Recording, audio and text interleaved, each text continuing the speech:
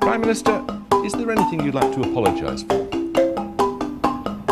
Well, if you want me to apologise for the war in Iraq, I'm afraid I can't say that I'm sorry we removed Saddam. No, if you're asking are there things that I've got wrong over the past 8 years, I've already said there are certain things that any government gets wrong.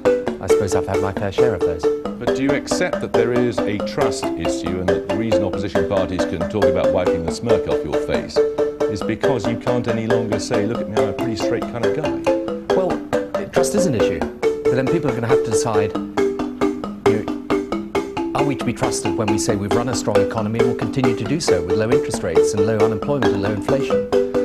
I said that we would put investment into the public services we have. You go and look at any school and hospital, you look at this city here and how it's been transformed in the past few years. Look at the investment in the local regeneration of an inner city such as Leeds. Now, if you're talking about Iraq, yes, there's an issue because some people feel they were misled over the war and some people powerfully disagree with the reason why we went to war. All right, let's look at Iraq.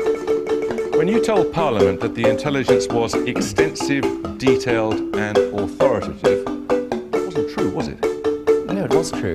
There was no doubt about it. It wasn't extensive, it wasn't detailed and it wasn't authoritative. I'm sorry, it was. And the great thing about this now, for any member of the public, is that thanks to the Butler report, remember we've had 4 separate inquiries into whether this intelligence was misused or not. Each of them come to the same conclusion.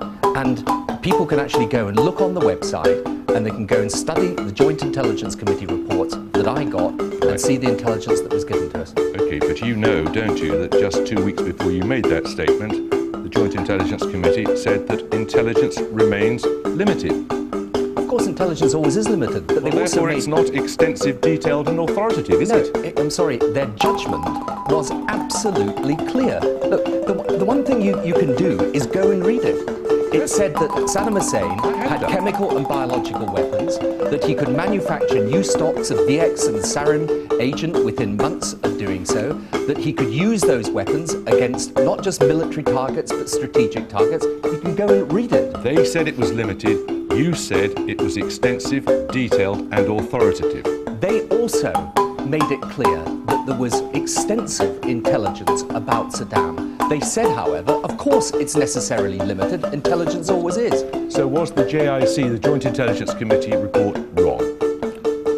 No, they weren't wrong in what they reported at the time. They were absolutely right. But later it transpired that some, not all, of that intelligence was wrong.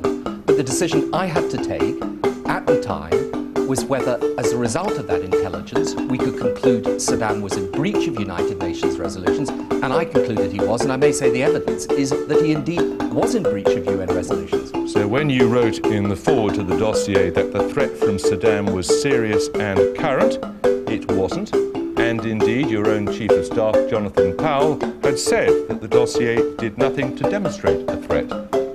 No, I'm sorry, the evidence that we presented was absolutely clearly set out in the Joint Intelligence Committee reports. You've had 4 inquiries into this. We subjected ourselves as a government, me as a Prime Minister, to a more extensive inquiry than any government's ever given. And what I'd simply ask people to do, instead of continually attacking my integrity over Iraq, I've never disrespected people who've taken a different point of view. But I had to take a decision in the best interests of the country. I took that decision. I cannot, I'm afraid, apologise for having taken it. I believe still it was the right thing to do. I understand why people disagree. Despite the fact there were no weapons of mass destruction. Yes, because the legal case was the breach of United Nations resolutions. The evidence from the Iraq Survey Group is that he was indeed in breach of UN resolutions. And incidentally, it wasn't just us in Britain that concluded. Hang on a minute. It wasn't just us in Britain that concluded he had WMD.